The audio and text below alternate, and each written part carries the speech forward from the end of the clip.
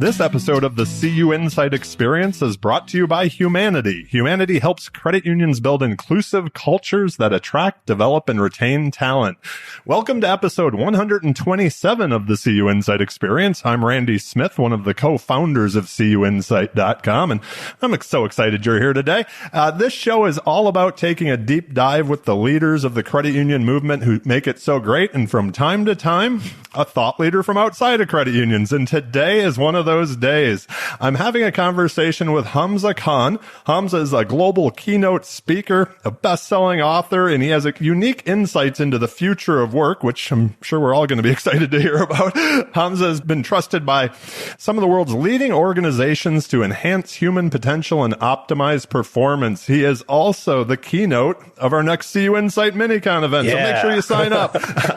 Let's just jump right into this. Hamza, welcome to the show. Oh, man, Randy, thank you so much. If I ever try my hand at professional wrestling, if I ever join the WWE, I'm going to need you to cut a promo, man. That was fantastic. All downhill from here, though. No, I think it's only going to get better, my friend. Only going to get better. So I'd love to start with, just hearing a little bit about your story. You're from outside of credit union. So how did your career start? How did that lead you to where you are today? My guess is both you and I, we were talking before we hit record, didn't think we'd end up here. Yeah, it is a very, very interesting meeting of minds, a convergence, and I'll try to weave in my exposure to credit unions as I go through the story. So I actually began my career in student affairs in the higher education sector here in Canada, where I live, working first at the University of Toronto, then at Ryerson University, and eventually at Seneca. And while I was at Ryerson, I would see these credit unions and I never understood what they were and why they were in the building. I think we had Alterna Savings. We also had Meridian. And I would pass by these credit unions day after day and just never think twice about it. Now, fast forward a little bit. After building a blueprint for engaging students via social media within the Canadian higher education system over here, my business partner and I co-founded a company called Splash Effect in an attempt to give that same blueprint and create that same sense of online digital community to different colleges and universities across the country. So that was our first foray within entrepreneurship. That then led us to break off a piece of the company that was doing training and workshops into its own company called Skills Camp. Now, fast forward past that, I eventually went full-time with teaching, with speaking, with writing. And over the last 2 years, there seems to have been a theme with my speaking.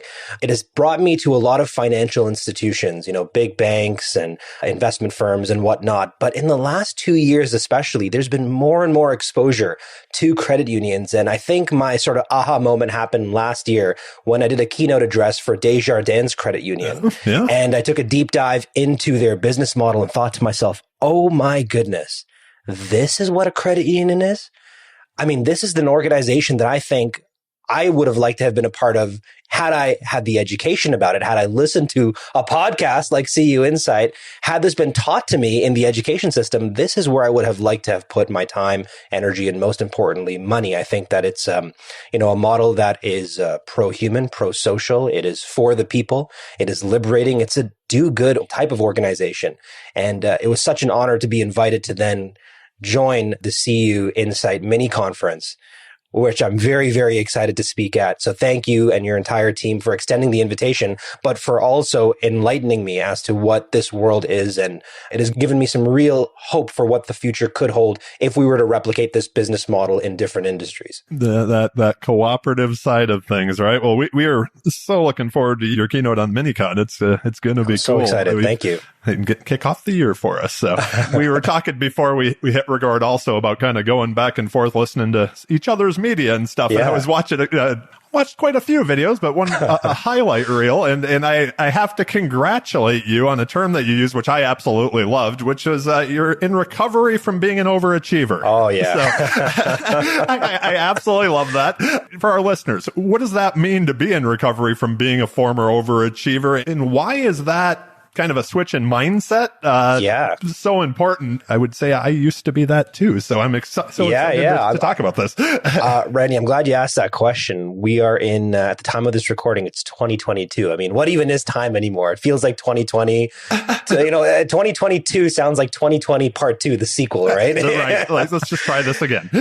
So I graduated into the recession. So this was around 2008. And I quickly got caught up with the prevailing ethos of the workplace at the time, which was very much steeped in hustle culture, right? I remember like the early days of Gary Vaynerchuk and, the promise that the internet had for, digital nomads and, the 4-hour work week, Tim Ferriss and biohacking and all that BS, right? And I remember there was one keynote that I got really inspired by.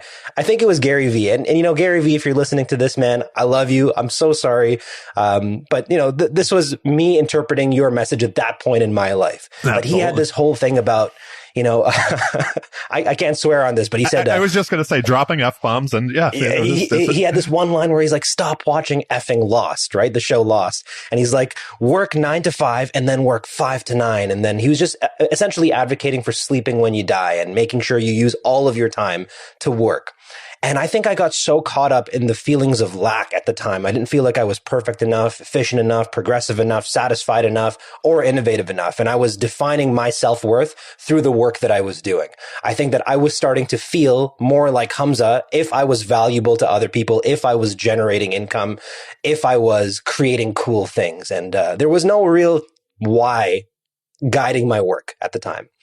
And then in the literature, they talk about the Yerkes-Dodson principle, which is this bell curve essentially that shows the relationship between the amount of challenge and the level of performance. So if the amount of challenge is too low, then your performance is low. And over time, this leads to another manifestation of burnout known as bore-out. It is possible to be so underwhelmed, to be so purposeless, to languish for so long that you actually experience the symptoms of burnout. But on the other hand, Randy, I think you and I have experienced in our career the opposite end of that bell curve, which is being so challenged, being under so much pressure for so long and not managing the stress that comes with it, that we experience a total mental, physical, and emotional collapse.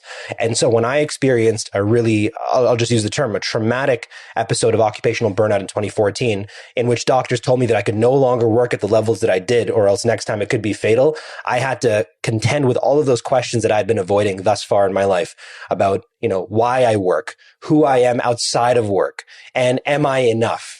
And so my journey from 2014 onwards has been a combination of a productivity journey, a leadership journey, a spiritual journey, and an attempt to essentially do the same thing that in spirit a credit union does, which is to help other people. You're speaking to me here. I likewise, man. This is a vibe. Quite honestly, I'm not sure if I've shared this on the show before, but 5 years ago when we used to have an office in Greenville, South Carolina, and I shut it down because quite honestly, I wanted to travel more and didn't want to be tied to a location. And part of that was there were parts of the 4-hour work week that you mentioned and things like that, where it was like, looking at what was important. But one of the things that I kept going back to, and I would journal on, and I was traveling for about 4 months, still working, but just kind of traveling. But I kept going back to this idea of identity.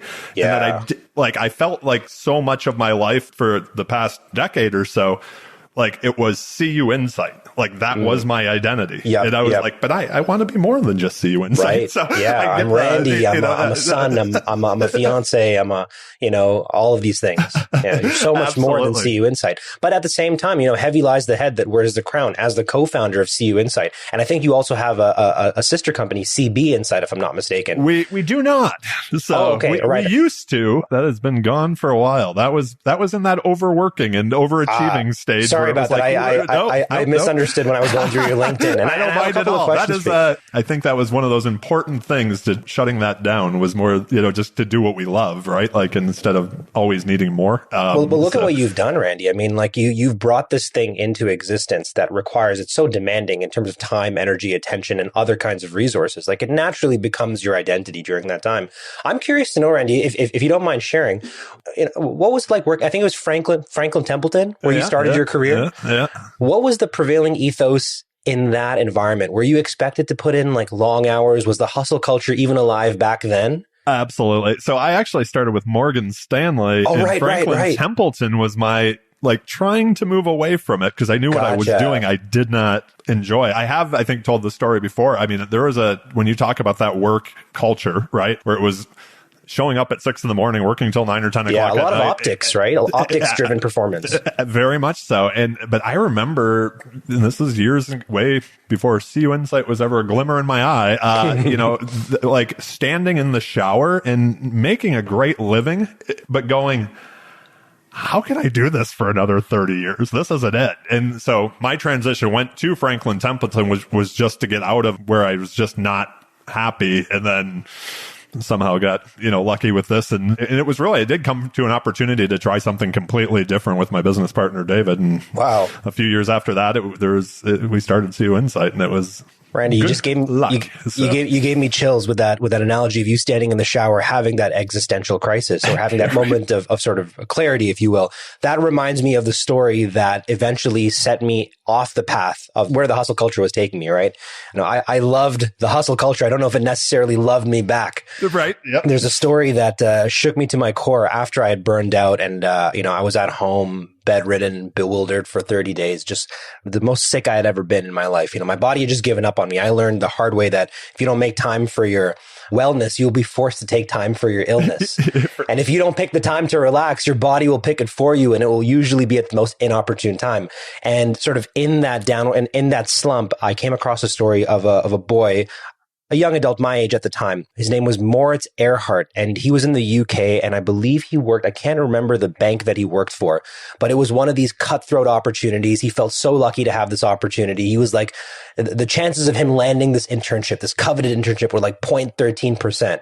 And so he would be the first person to show up, the last person to leave. And in the article that I read, he would do this thing in the UK banking circles known as the magic roundabout, where you would basically leave the office, you would go home, and your cab would wait outside of your home for you. And then you'd go inside, shower, get back in the cab, and go back to the office. And if you did this once or twice, those are rookie numbers. You needed to do these 3 or 4 times in order to be considered serious at the firm you were working at. Unfortunately, man, I started to take this conversation in a bit of a negative turn over here, but he was also in the shower, and unfortunately, he never left the shower. Oh, jeez. Yeah. Right? So I will leave the audience to infer what happened after that. You can look up the story, but that was a story that just shook me to my core and made me realize that there are the consequences of this level of overwork extend beyond performance at work and reputation and whatnot. I mean, this could cost you your life, and it does.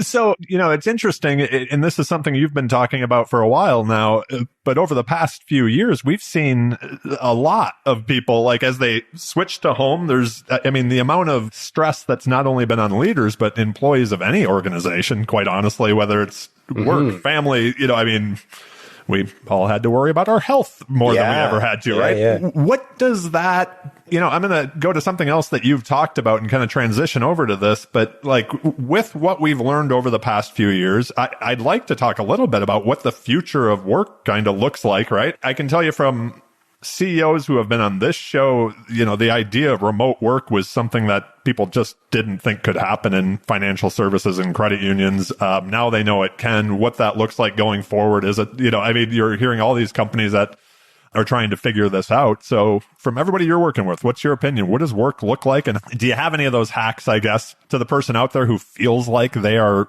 working 24/7 and, to get a little bit of balance in life, right? You asked question that I've been obsessing about for the last 5 years at least, as I get further into my graduate research about the relationship between occupational burnout and leadership, as I study the root causes, the upstream factors which influence burnout, and then also this paradigm shift that's happening in terms of leadership. There's so much I could give you, and my thoughts are very jumbled right now. They exist in like 10 different Google Docs, but I'll try to bring my answers down to the crux of the issue over here. So there's a trend happening right now, and it has been happening since at least the spring of 2021, this great resignation that we're hearing about, or the big quit, people leaving the workforce voluntarily, refusing to come back. despite the wage subsidies ending in most places. I mean, here in Canada, it's surreal. And to see the media coverage about it, it's actually quite irresponsible, in my opinion. The blame is being placed on the employees, on the subordinates, on the contributors. They're lazy. They're not returning to work and whatnot. But nobody is looking to what the root cause of the problem is. So this transition to hybrid work isn't something that was brought about by COVID. It wasn't something that just appeared in the last 2 to 3 years. It was sudden, but it has been a gradual process. This has been 100 years, I would argue, in the making. And inevitably, we are going to shift to a hybrid model. This has just been a catalyst for us. So the reason why people are choosing not to return to work has a lot to do with the conditions that they have been enlightened by as a result of COVID. So this is not the Great Resignation. I would argue that this is the Great Awakening. Contributors, employees are learning that they don't have to put up with the, in some cases, medieval working conditions that they have been subjected to for this long. You saw at the start of the pandemic, a lot of companies just came out swinging and said, we are embracing a hybrid model. We are going full remote. I'm thinking like Microsoft, RBC did this as well. Airbnb has been another proponent of this. I'm looking out right now at my window over here and I see an office building that has been vacant since the beginning of the pandemic. And I look inside this office and I think to myself, if I'm a boss, how am I going to convince my employees to come back here? Because this thing does not look conducive to productivity, to creativity, to collaboration. There's literally gray cubicles that look like something out of the Matrix. So we're going to ask people to leave their situation where they have been productive, if not more productive than they have been pre-pandemic at home. We're going to ask them to sacrifice that, come sit in an office, put on their headphones and work remotely anyway. I just don't see how it's going to happen. So I think my advice would be twofold. Number one, leaders, you have to be honest with yourself. Why do you want your people back in the office? There are some very good reasons why you should want people back in the office, but it's on you to write them down, to articulate them, to believe in them. And I can give you a couple of hints for collaboration, for the serendipity, for the culture, for the kinetic brainstorming that can only happen when you're in person, for onboarding. There's a lot of good reasons. But does that mean 9 to 5, Monday to Friday, enforced, rigid, structured? I don't know. I don't have the answer to that. But I just know that this trend of the Great Resignation, it's bigger than we think. There's a movement happening right now. It's been hatched on Reddit called antiwork. It's a subreddit that is continuing to grow of people exposing the anarchic practices of their employers. This is happening in China with a trend known as involution, where people are just quitting the rat race. Like, to dismiss these as a pandemic-born phenomena would be a huge mistake. This is, I think, a long overdue overcorrection that's taking place. So real quick, Randy, that would be my advice to leaders. Be honest about your reasons for bringing people back into the office, and keep yourself open to the possibility that hybrid might be a more advantageous way to run your organization. And to employees, I'd encourage you to be patient. Everyone is trying to figure this out, especially leaders. There's certainly some evil leaders out there, but it's not the majority. Everybody is struggling. I, as a manager, am struggling right now to figure this out. So be patient, be compassionate. We're going to get through this. Let me ask you, you mentioned, and we've talked about it a lot on this show, as I was looking forward to 2022 and kind of refreshing some things, I started to kind of almost look backwards because of what you said. There's been so much talk about the Great Resignation. I like the way that you took that. But this idea of with remote work culture is always kind of an interesting thing, right? And it started to get me wondering, when we're talking culture, like to even take that like a step or two back to like even the hiring practice or building teams. I guess we'd take this from both sides, really. As a leader who's trying to make sure they have the right team for this kind of current environment that we're working in and working through, are you looking at people different? Are you looking for different skills and traits, I guess you would say? And on the flip side of that, there is a lot of opportunity for people that are looking for work right now. The employee tends to be in the driver's seat as far as, choices out there. What should they be looking for? If you have the choice of a few different career opportunities, that, culture is going to be a big deciding factor in it, right? Yeah. Excellent set of questions over here. Twin questions, like two sides of the same coin. What should employees be looking for? What should employers be looking for, right? I'm almost ready to put this out there as an idea, and I'm just, finalizing the research to back this up. But I don't think there's just a labor shortage. I also think there's an ineffective and toxic leader surplus. at the same time. Okay. And, give me a couple of weeks to just back that up with the stats. But so far, it's looking very clear. I think you just have to parse through all of the media spin over here. When you're done with that, you got to make sure to send us over a link or something that we can share, because we want to be reading and sharing that. I don't think it's an issue at all with the credit union. I think the model of the credit union is an inherently good one. It produces good people. And I was listening to, I'm forgetting the gentleman's name, Ray Krause, was it? Yep. Yeah, right. I'm going to listen to that one again, because that was just such I felt like I was being spoken to by an older version of myself. Just somebody who's anchored in this concept of goodness that is holistic. I mean, after listening to that, Randy, I liked George Strait's When the Credits Roll right away. And I listened to that like 2 or 3 times in preparation for that. What a great song that captures the idea of beginning with the end. And maybe that's something that we can bring back to, the employee-employer dynamic. Employers, what you should be looking for. Look for what futurist Alvin Toffler has called the most important skill of the 21st century. He said, the illiterate of the 21st century won't be those who can't read or write. It'll be those who can't learn, unlearn, and relearn. So look for that mental dexterity and flexibility from your employees. And then on the flip side, what should employees be looking for employers? They need to be supporting the whole person. They need to be supporting you as a human being. They have to have a people first ethos. The anti-work subreddit, I would encourage listeners to check it out. You're going to see some horrid examples of antisocial types of leadership where the leader regards the employee as fundamentally non-human, unfortunately. And so an employer has to recognize that, with this shift that has taken place in the world of work, they have to be more than just a paycheck for their employee. They have to be more than just a physical place, more than just a title. They have to provide for the whole human being. Recognize that their expectations have changed. Their behaviors have changed. They might be living in another country. They might be living in another state, another province. And their life circumstances might have changed. They might have become a parent. They might be neurodivergent, whatever the case may be. How can they support them? How can they tailor the workplace to them versus the other way around? I think the old epoch of work was very much one size fits all. Get on board with the company culture. This is the way it is. But I think that the great leadership reinvention that we are in the midst of is going to see leaders start to tailor their approach to the employee. So let me go there. Sure. Maybe dig into this a little bit more. Yeah. So today, 2022, and maybe this is even a forward-looking question on, building the next generation of them. But what does that good CEO, what does that great CEO look like today? Because it may not be the GE Jack Welch from, decades ago, right? What does that person look like today? And maybe step it back to even say, if you are that CEO, if you are Ray and say you're bringing up that next generation of leaders, what are you looking for, or what are you training in those leaders, right? That are coming up. Randy, you're setting me up for some home runs over here. Thank you, man. This is fantastic. I love that you brought up Jack Welch, GE's Jack Welch. I mean, it's a leader who has given me one of my favorite leadership quotes, which is change before you have to. And another one is if the rate of change on the outside exceeds the rate of change on the inside, the end is near. So I think Jack Welch, for what it's worth, has embodied one of the elements that I think a modern leader should have, which is change friendliness. This is somebody who has a growth mindset, who embraces change, and to a certain extent has elements of another characteristic that I think modern leaders should have, which is self-disruption. They're eager to change before change is required.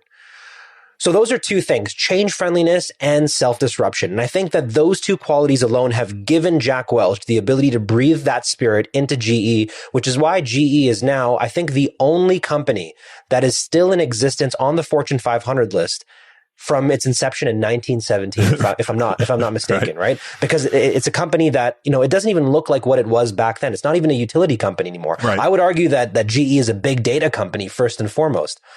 But what I think Jack Welch was missing, and I'm listening to a book right now about sort of the dark side of Jack Welch and what he was really like as a leader outside of these quotes and how we revere him. I think what he was missing is I don't think he was necessarily human centric. He still put profits over people. And maybe that was what was required to build a company of that scale at that time. And maybe the language wasn't there, but I think now very much so. And this is certainly not my own idea. This is echoed by the Business Roundtable. I think it was Mark Benioff who went in front of the Business Roundtable in 2019 and said that the purpose of business now transcends shareholder value. It's about people, the employees, the community, the environment, and the planet at large. Absolutely. Right. And again, talk about something that is, inherent to the credit union model, bringing it back to the audience here.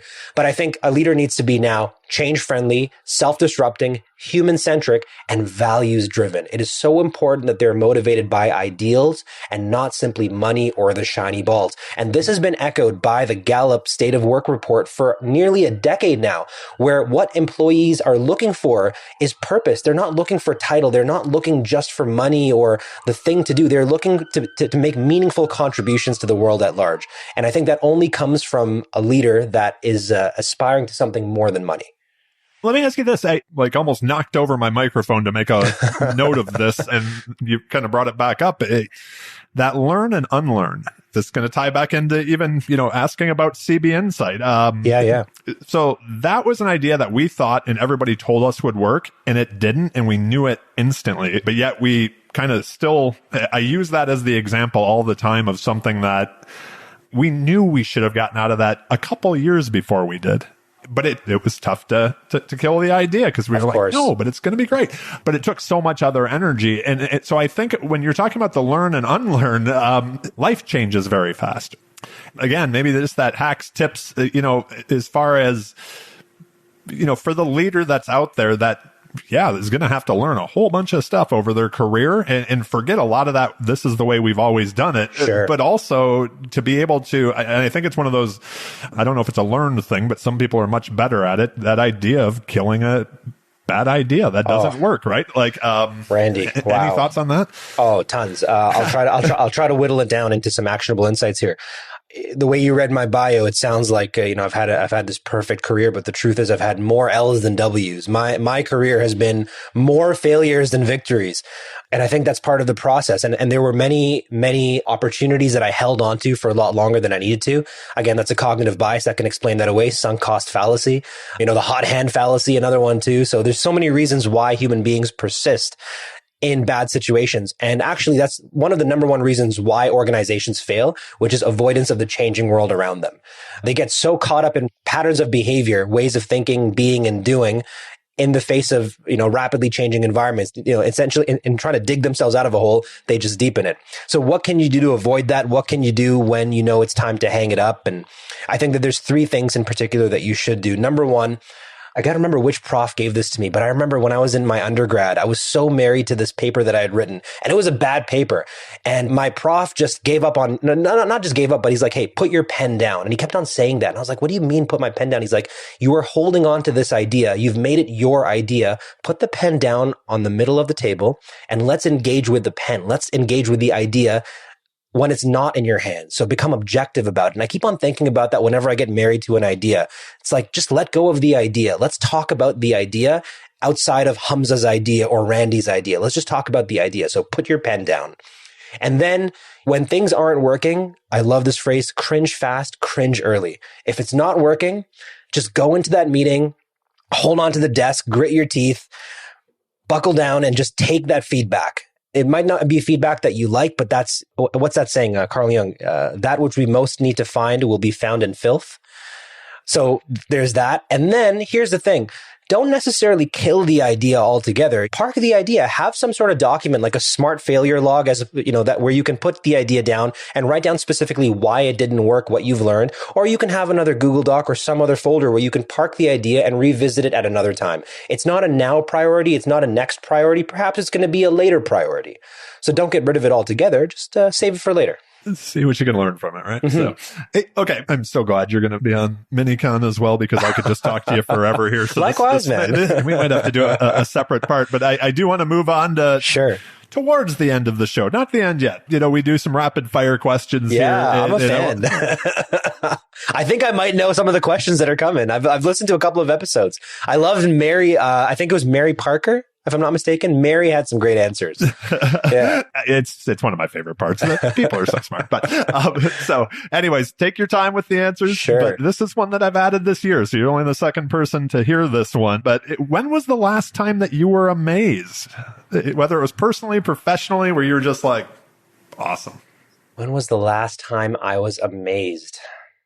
Okay, I think I'll revisit an earlier answer, but I was amazed by the size and the ferocity of the anti-work movement. It almost feels like, referring back to Matrix, it feels like I discovered Zion almost. I discovered this haven of people that have exited the workforce or are in the process of exiting the workforce and are speaking about structural, systems level change in a way that I've never heard before. I mean, this is the closest that we're going to get to some sort of occupational revolution, some workplace revolution that has the potential to not necessarily overthrow, but to reconfigure the economy and beyond that, the way we think about work itself. So I was amazed by the anti-work movement, the involution movement, and what it's held together by, which is this Great Resignation. That was amazing to me. So much so that I actually had to pivot or actually, put my pen down and stop writing the book that I was writing and make a huge course correction and try to incorporate this into my next project. Oh, well, I look forward to reading that. That is cool. You gotta like that. So I found myself and others I've talked to often about, like, it's come up about when you're leading an organization. And I feel like we talked about this quite a bit actually during this conversation, was allowing our leadership role or the organization to consume us, often at the detriment to our personal relationships. What have you lived and learned along the way to create some balance in life? And what's the hack that you could share with the person out there right now who's like, yeah, I need to sleep more? It's funny, Randy. I think you said this in the last 3 episodes. This is 127, right? So I think you said this in the last 3, but you used the phrase, and I'm going to borrow it from you: Peloton and puppies. That's right. Yeah, Peloton and puppies. Yeah. I got one of the two. I got the Peloton, not a puppy yet. I think it's really important, especially during a time like this, that we become as focused as we are in managing our time, on managing our attention, managing our energy rather, and attention. But energy, after all, is the capacity to do work. And I think that we're not as intentional with it as we should be. And I think it helps to visualize your energy as 4 buckets, right? Your physical bucket, which is how healthy you are, emotional, how happy you are, mental, how well can you focus, and, spiritual, why are you doing all of this? And I think that, in years past, especially when I was in my sort of #hustle heyday, if there is such a thing, I would hope for replenishing these energy buckets at the end of the year. I would try to replenish them on Friday nights. Yep. I would try to replenish them on like Sunday morning, or I would wait until this magical vacation at the end of the year. And meanwhile, I would practice the 9-9-7 work week, working 9 a.m. to 9 p.m. 7 days a week. But now I've learned that you have to replenish these energy buckets on a daily basis throughout the day. If you can, at the very least, by the end of the night, try to replenish your physical, emotional, mental, and spiritual energy buckets. But if you can, if your work allows you to do so, try to do it during the day. And that could look like standing on your porch. That could look like not watching Netflix while you're eating. That could look like spending time with your children, walking them to school, playing with your puppy, riding that Peloton. Whatever the case may be, fill your energy buckets daily. I was shaking my head and laughing over here because of a few things that you just said. Jill, my partner, is probably going to listen to this and be like, you guys say the same words. Yeah, man, we're surfing the same brainwave here. That's amazing. I'm sitting here smiling and shaking my head like, this is good stuff. We can talk forever. What's the best piece of advice that you've received, and who gave it to you? That one you come back to.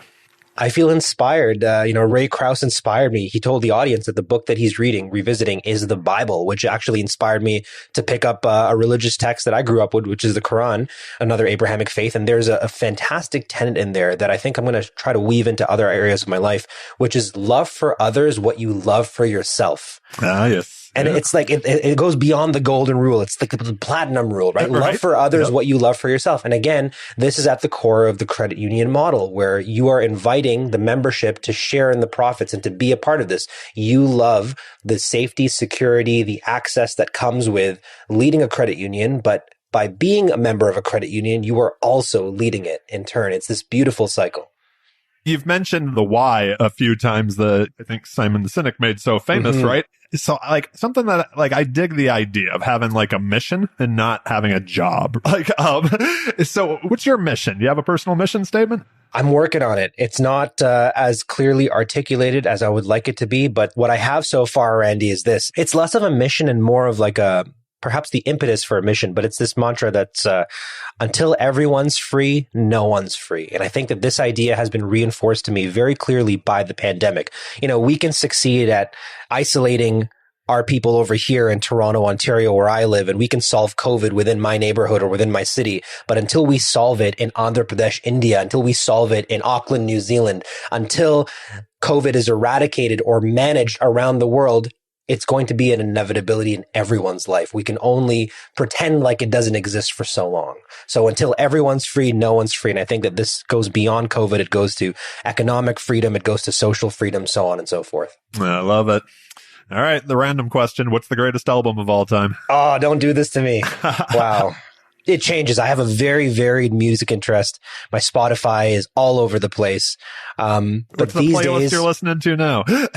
Okay. For anybody who's been following my work for quite some time, this is going to be a very predictable answer, but it is My Beautiful Dark Twisted Fantasy by Kanye West. There you go. Awesome. Fantastic. What are you currently reading? I know you're writing also. So yeah. And we will link to your books in the show notes as well. But what are you currently reading? And then is there that book that you just think everyone should read or that you've gifted over the years? Great question. I try to listen to two books about the same topic at the same time. One I'm reading and one I'm listening to. And they both sort of like inform how I view the world for the period in which I'm listening and reading. So the twin set that I'm listening to and reading, I'm reading Blueprint, The Evolutionary Origins of a Good Society by Nicholas Christianakis, I believe. And then I'm also listening to The Dawn of Everything, and I can't remember who that's by. Both books are fantastic, and they're challenging the prevailing notion that in our past we were savages and we needed, the invisible hand of the free market to organize us, and we needed society and civilization as we've come to know it to get us out of this sort of primitive state. And it's actually using new research to challenge that idea that we were actually much more collaborative, cooperative, and good in earlier stages of civilization. And I think that that's a fascinating read for me, and it's informing a lot of my work. Oh, and sorry, Randy, you asked the second question, which is something that I've gifted, you said? Gifted, that book that you think everybody should read. Oh, this is going to be a good one. 11 Rings by Phil Jackson. Oh, okay. Leadership masterclass. I mean, this is a guy who won 11 rings, 11 championships with two different teams, right? You think it's a fluke. You did it once with the Chicago Bulls, but you did it over and over again. And then you did it over and over again with the Los Angeles Lakers. It is a leadership masterclass. I can't say enough good things about it. I've never read that book. I think I have some extra Audible credits. I might have to get that. Check it out. That's funny. Yeah. When you hear the word success, who's that first person that comes to mind? I mean, in the context of this conversation, sir, I must say, you're doing the Lord's work, right? To build on the themes that came up naturally in Ray's interview. I think about so many people, but somebody who is top of mind for me just because I'm watching the Barbershop series right now is actually Sean Carter, aka Jay-Z. Jay-Z? He reminds me of this Picasso quote, "The meaning of life is to find your gift and the purpose of life is to give it away." I mean, here's somebody who's achieved the pinnacle of success in so many different realms, in music and business and relationships, entrepreneurship. But it's remarkable to me that he is choosing to also embrace this sort of elder statesman role of the culture and give and change systems. I mean, the work that he's been doing with the NFL has been remarkable. To see Roger Goodell and him come together to change and reboot the spirit of the NFL has been I just feel privileged to have watched that in my lifetime. I am a fan of his as well. And there you go. I thank you so much for being on the show. I feel like, quite honestly, we could talk forever. I feel like we just started, man. Yeah, I know. I think I only, out of all the list of questions I sent you, I may have asked you two of them. So that to me is the perfect show because the conversation was amazing. I can't wait to talk more. Thank you. I'm sure people are going to have more questions of you. What's your poison? What's the best way to get a hold of you? Yeah, the best way to get a hold of me, I've compiled all of my links on hamzak.com. That's HAMZAK.com. Randy, wow, thank you. You are a phenomenal interviewer, I must say. You smile with your voice. And it's been such an honor to be a part of this podcast. And, again, thank you and your entire team for the invitation to be part of the MiniCon. I can't wait. Oh, we are excited to have you.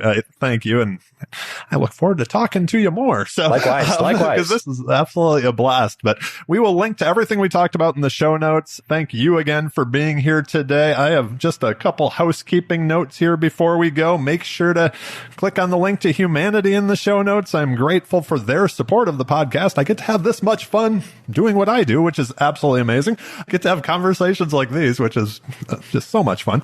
Please also subscribe to the CUInsight Experience on your favorite podcast player. We're on all of them. And while you're there, I would appreciate a 5-star review. It actually helps with the visibility of the show notes. If you don't think we deserve 5, just forget I asked. And if you're looking for a book mentioned, I've got a couple new ones on my list now today. Do a quick Google search of the CUInsight Experience book list, and your next read can be on its way from Amazon. But certainly, last but not least, thank all of you for listening today. Y'all rock, and I appreciate the kind words that come in about the show. Be well, friends, and see you soon.